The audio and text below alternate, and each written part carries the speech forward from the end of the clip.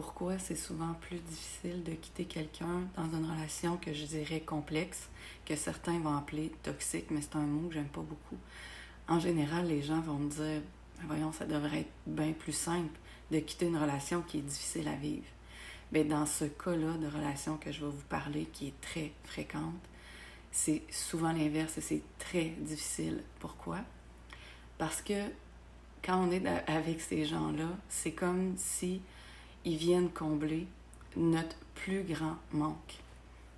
Et souvent, c'est une forme de manque d'amour qui se présente sous toutes sortes de formes, mais la façon que cette personne a de nous regarder, de nous parler, de nous toucher, elle a une façon très spécifique qui vient combler un manque qui est tellement particulier. Et quand ce manque-là est comblé, c'est comme « wow, on est au ciel ».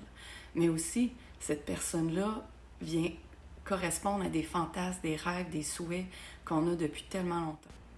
Et le mélange de ces deux choses-là, du manque, de notre plus grand manque qui est comblé d'une façon très spécifique, comme un morceau de casse-tête par cette personne-là, et notre grand souhait, que ce soit l'apparence, le pouvoir, le standing, la façon de faire l'amour, de nous regarder, etc.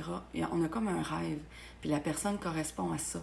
Mais le mélange de ces deux choses-là, du manque et du souhait ou du rêve, c'est de la bombe. Parce qu'on va vivre comme souvent le meilleur du meilleur qu'on n'avait jamais connu, qu'on ne savait peut-être pas qu'il existait. Mais aussi, avec ces gens-là, on va vivre l'enfer de l'autre bord. Et on va se dire, mais comment ça se fait que je me laisse vivre ça? C'est pas moi, je me reconnais pas, je suis donc ben là, les gens vont juger, vont dire, je suis faible, je suis idiot, etc. Non. C'est cette bombe-là, ça crée un attachement, des fois sans précédent, qu'on n'a jamais connu, Puis là, on le vit, puis c'est très difficile de faire le deuil de ça.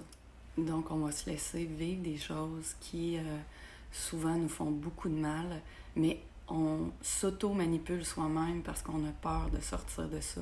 On a peur de perdre ce genre de bombe-là qui est tellement bonne puis qu'on aime, puis qu'on a envie que ça perdure.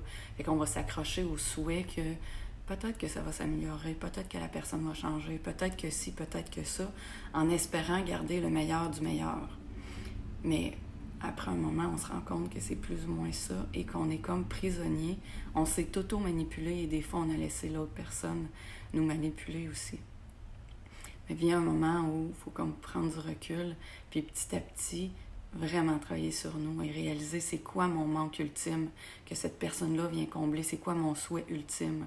C'est-tu vraiment ça que je veux vivre? Et est-ce que je suis vraiment convaincue qu'il n'y a personne d'autre au monde qui a ces possibilités-là avec moi? C'est souvent des relations qu'on va se quitter, on va revenir, on va se quitter, on va revenir, jusqu'à temps que les gens arrivent à une période, on va dire, de drame, là, de chicane incroyable, qui sont même plus capables de se parler, ou de la tromperie, ou toutes sortes de choses.